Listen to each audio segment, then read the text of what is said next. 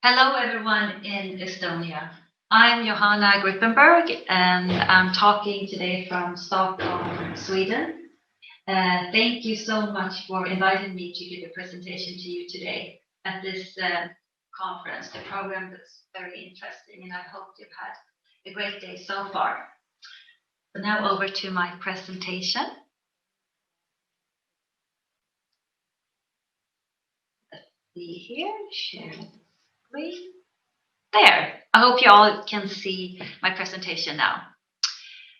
So the title of my presentation is the STAD program, Cooperation in Creating a Safer Nightlife or Nightlife Environment. We have been working in the nightlife setting for this year, it's actually 25 years. So I'll share my experiences and what we have learned so far. So this is the outline of my talk. I'm going to just briefly tell you a little bit about STAD, where I'm the director. And then, of course, the focus is nightlife prevention. And I'm going to tell you about two of the programs that we have developed for the nightlife setting. And it's Responsible Beverage Service and the Clubs Against Drugs program. And then I'm going to end with some lessons learned and conclusion. So what is STAD? We are a research and development unit within the Stockholm County Council and the Karolinska Instituut. And we are researchers and practitioners that are working closely together. And our main focus is to identify, develop, implement, and then evaluate promising methods to reduce substance use problems in society. Our focus is environmental prevention and also on the local community level. We work locally, but our methods, they have also been disseminated nationally and internationally. So over to responsible beverage service. So the overall goal is to reduce violence and other related problems in the nightlife setting. And the specific goals to reach the overall goal is to decrease problems related to alcohol service at licensed premises, both to obviously intoxicated guests and also to underage guests. In Sweden, the drinking age is 18 years. And according to our Alcohol Act, you cannot serve someone that is obviously intoxicated from alcohol or other drugs. And you're not supposed to let someone that is obviously intoxicated into the licensed premise. So you cannot let them in. And if they are inside, you cannot serve them. And you should ask them to leave the premise. And I thought I should share a little film with you. And this is a Norwegian film. And this film shows one of the main problems that we have with people that have been drinking too much, that they don't see themselves as being too intoxicated. They actually think that they themselves have control and they're perfectly fine. And that's why it's so important that serving staff are actually helping people in the nightlife setting not to be overserved, because you don't really see it yourself. So I'll show you this little film for you.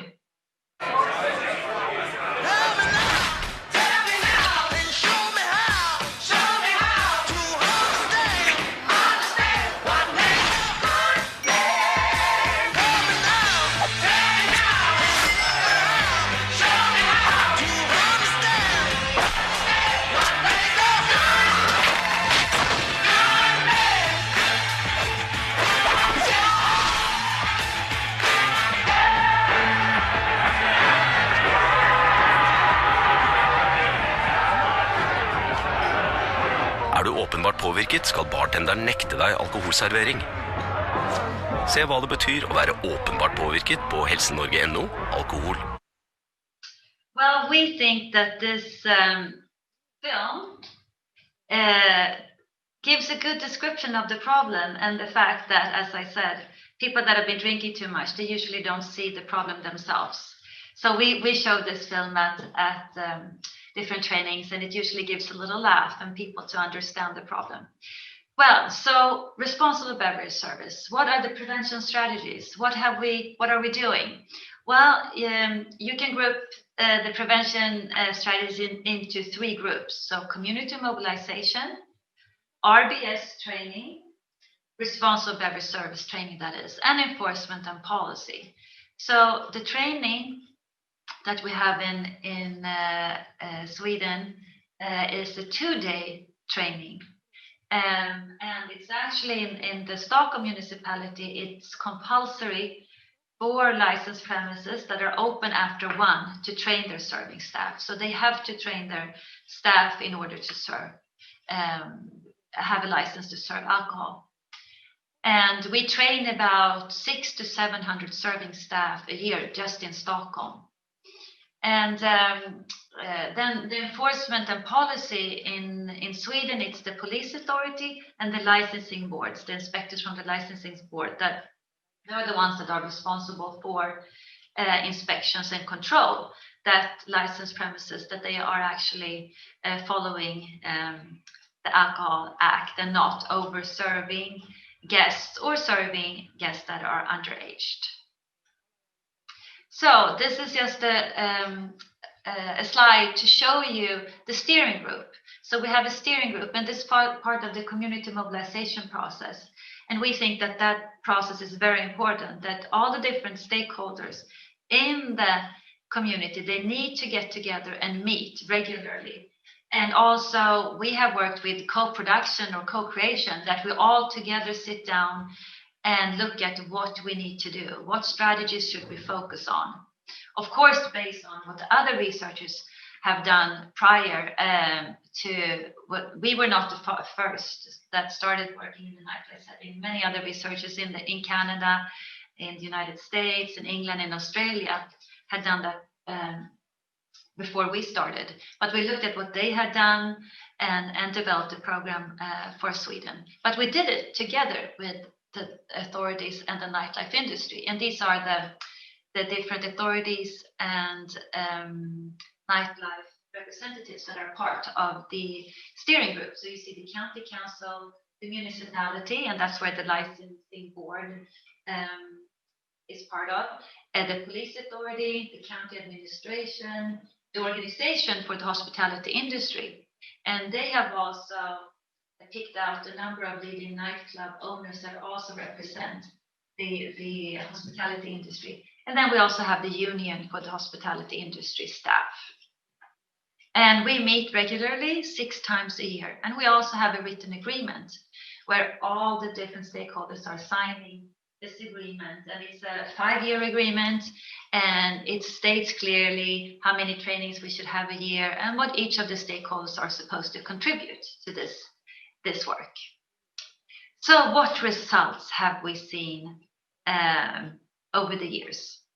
So here you can see we started in 1996, and that was the time we did baseline studies. And this particular slide shows the studies that we have conducted when it comes to if people that are under 18, if they are being served alcohol, even though they should be denied. So we, in order to study this, we use adolescents that look younger than 18, and we send them out to the licensed premises to see if they're being served, even though they're not having an ID. So in 1996, we could see that they were refused service in 55% of the cases. But in 45% of the cases, they were actually being served alcohol. So we could conclude then that, well, this is not working so well. It's not with that. This is something we need to focus on. And as you see, the last time we did this study was in 2013, and then the denial rate was up to 93%. So we have seen a significant improvement when it comes to denying service of alcohol to underage guests. We have also done similar studies when it comes to studying if obviously intoxicated guests are being served alcohol. And then we've used actors that have acted very drunk. We've sent them out to the nightlife to see if they're being served alcohol, even though they are beyond, the obviously intoxicated level. And as you can see here, in 1996, they were denied service only in 5% of the cases.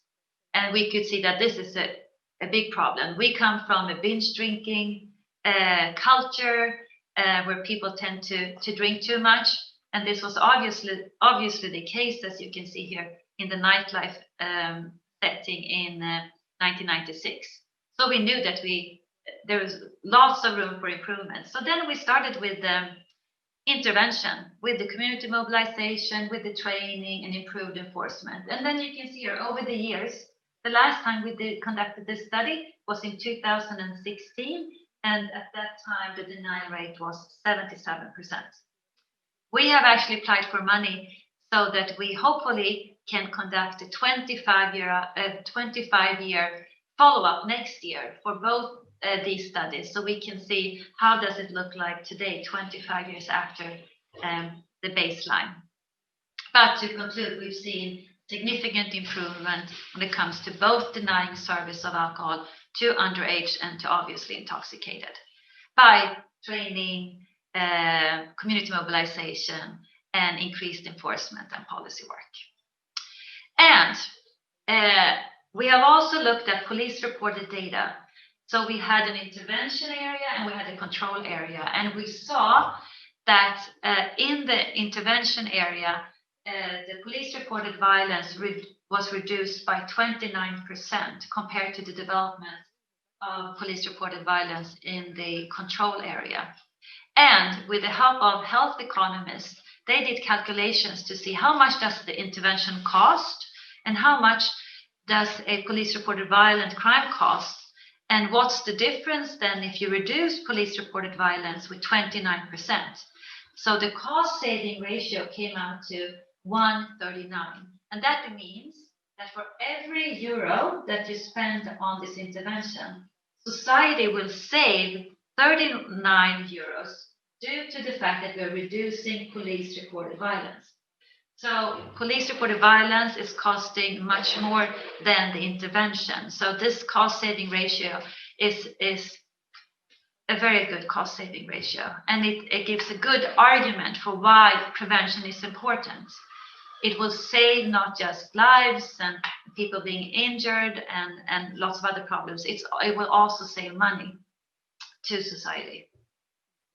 And due to the fact that we have seen this improvements and been able to do cost effectiveness calculations, cost saving calculations, our model in responsible beverage service has been disseminated to many different countries, and particularly in the EU funded project called STAD in Europe.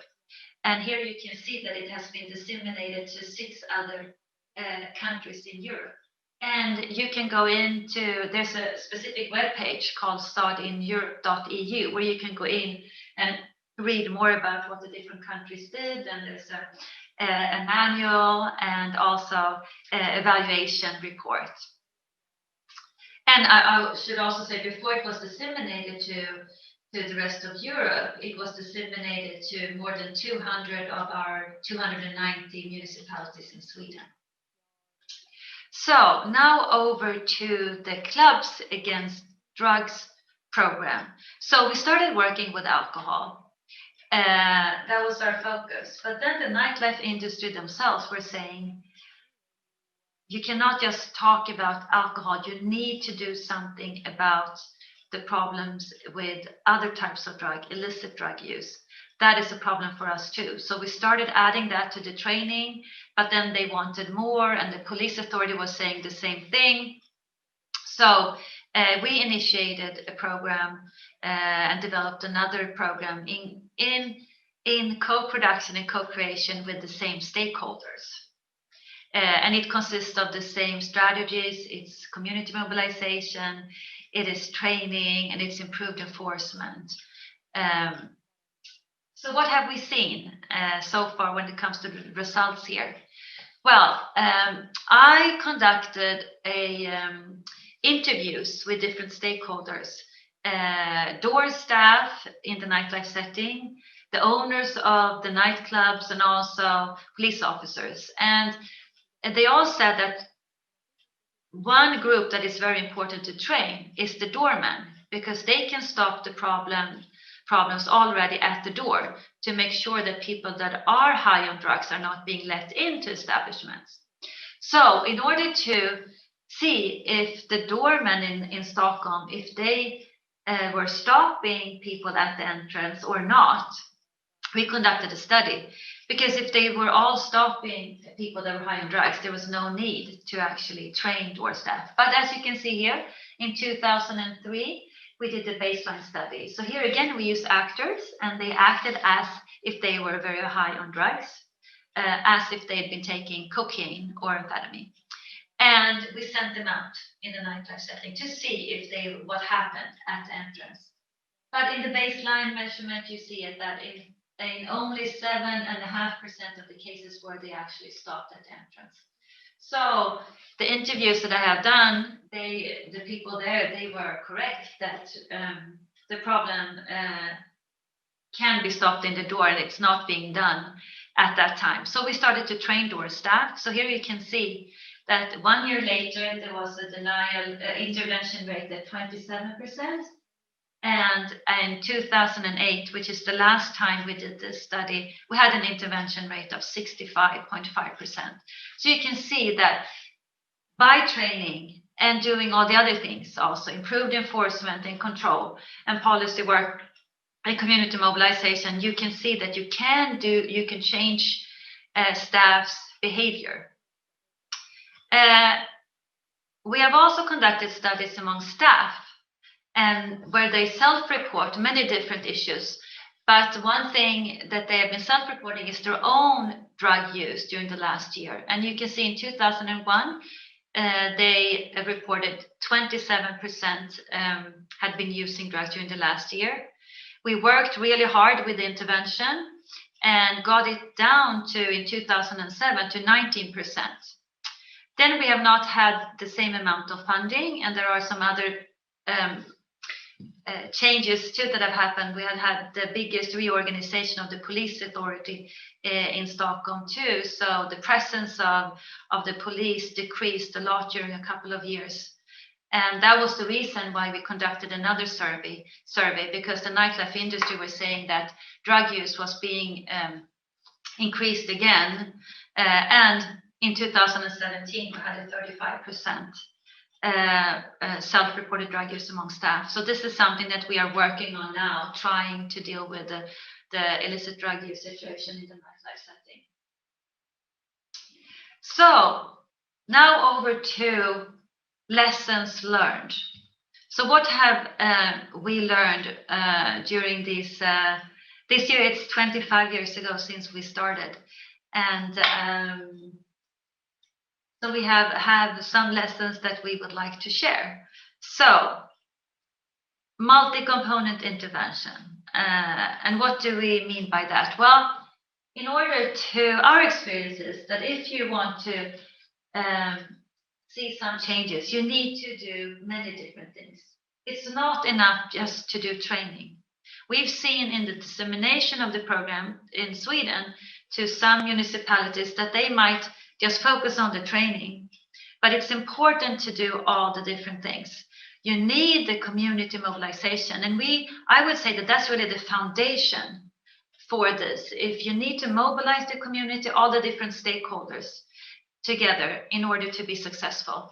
And then together you look at how are we going to conduct a training in this municipality, and who are the people that are going to be the trainers, and how are we going to train the trainers, and so on. And then enforcement, of course. You need to make sure that someone is inspecting and making sure that the Alcohol Act and other acts are being followed too. So someone needs to control that and give sanctions if you're not following the laws and regulations. Project coordinator, you need to have someone that coordinates the project or the work, and a steering group. As I mentioned before, I told you who the stakeholders are, the members of the steering group, and we meet, as I said, 6 times a year, and we also have a written agreement. Co-creation, we think that's a success factor. It's a boosting factor, really, that all the stakeholders should take part of the creation or the production of the intervention, because then they feel ownership. Then it's their intervention, and it's not something that someone else has created for them. To continue with the lessons learned, we are finding that research and practice in close collaboration has been a success factor.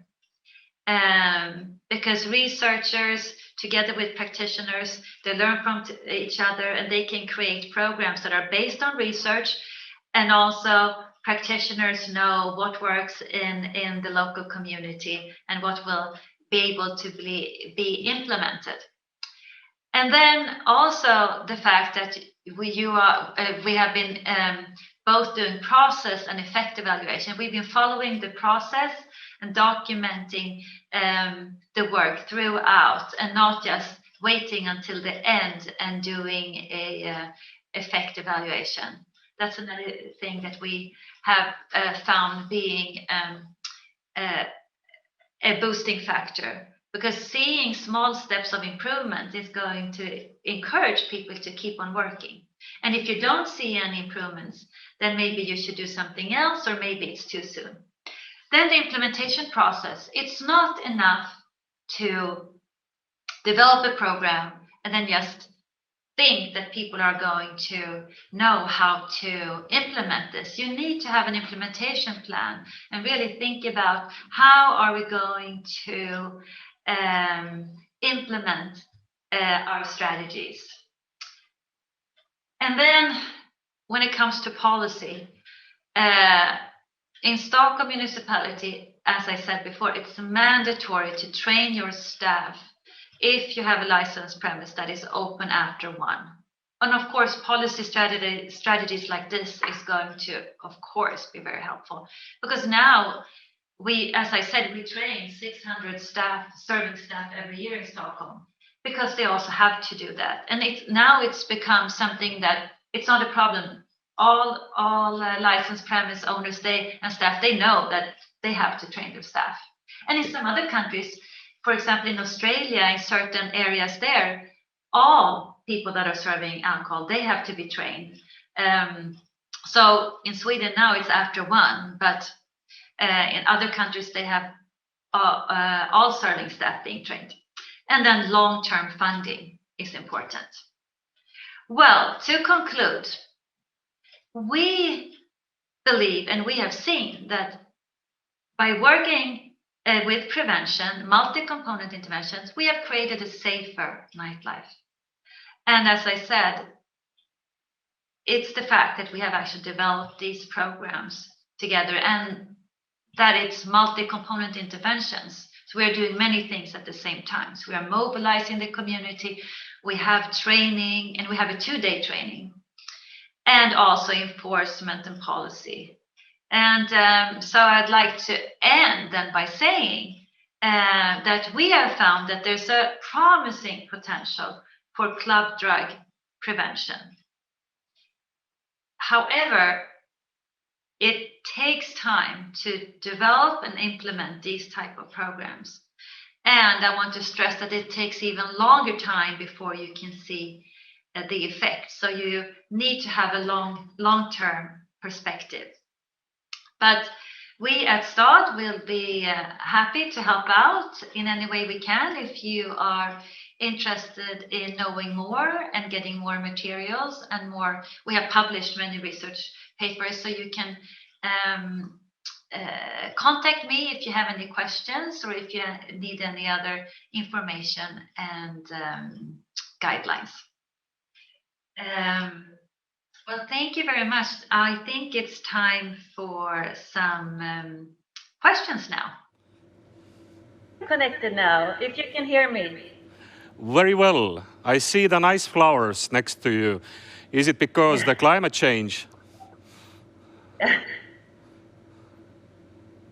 Some flowers and some colors and things, right? To cheer us up a little bit. It also helps any program to be more, let's say, colorful. Yeah, yeah. As I'm understood, the intervention, it has kind of the three parts. One is the mobilize the community, also to teach and make courses how to serve alcohol in a responsible way. And last but not least, of course, is the implementation. Can you please explain how you organize community, how you can mobilize them?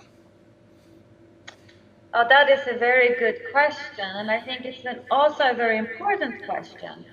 So, for example, in the beginning, when you first start up, you need to identify the important stakeholders that should be involved in this work that you're planning, and then approach them and get them involved in planning the program. As I said in my presentation, that the co-production and co-creation part is very important for success. That's at least our experience. So by identifying them and approaching them, and another important thing is also to present the benefits of being part of something like this. Because if you understand why it's important to work with something, you are going to be more interested in working with it. And then we created an action group with the identified stakeholders. We spent lots of time to get to know them and to identify which ones were the right stakeholders to be in the action group. And then together with them, put together an intervention. But the intervention was also based on a needs assessment. So it's important to do a needs assessment also. So for the Clubs Against Drugs program, for example, I was out interviewing people and talking to people in the nightlife industry, for example, to hear what they thought would be the good strategies to reduce drug use in the nightlife setting. And another important way to mobilize the community is media advocacy.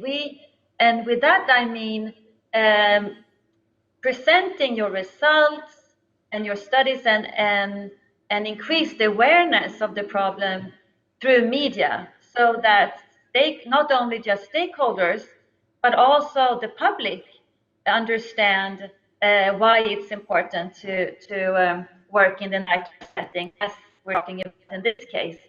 So identifying stakeholders, presenting good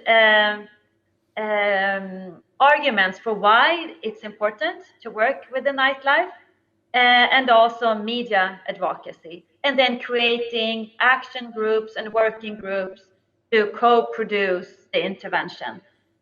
So, and I would also say that media mobilization or community mobilization is also helped by research. So if you have good research data that you can present, that you can show, like I was showing you when we first started, that was before my time. I wasn't working at STAD in 1996, but at that time when you conduct studies and you can actually see that, oh, this is a problem, we're not really following the laws here, that also helps in mobilizing the community. Data is always good too. Thank you very much. There is also the audience, and they are quite active and ask the questions. Yes.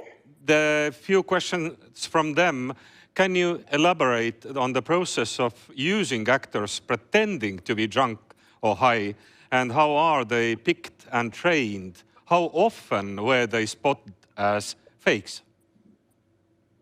What was the last thing you say? How often? How often were they spotted as fakes? Oh, Pretending never. to be drunk or high. Yeah. I don't know. Is it problem Yeah, at all? never. No, that never happened. So it's very important that you use, we have always used professional actors, trained actors, and we use an expert panel that trains the actors. So we have expert panels consisting of experts in the nightlife industry. So we have door staff, we have serving staff, owners of nightclubs, we have police. So we have an expert panel. First, we have auditions. So we pick actors, we interview them, and they get to audition for the work. And then we train them with the help of an expert panel, and we have a standardized scene. So specifically what they're supposed to do. So they all have the same level of intoxication. And so this part is very, very important for us to be a good research study. And we have published these studies. So we can send you the papers for that if you're interested. But it's very important that it's a standardized scene. And then we also always use observers. So we have 2 actors going out acting drunk in the nightlife setting. And then we have observers that are observing each of the attempts so that we can guarantee that they have had the same level of intoxication at each of the different attempts. So it's a quite demanding and time-consuming study. But if we had just asked the staff, if we had asked the serving staff, do you serve people that are too drunk? The majority would say no, right? Because then they're breaking the law. So a survey is not a good way to study this. So by creating this situations and using pseudo patrons, you will actually be able to find out how it really is.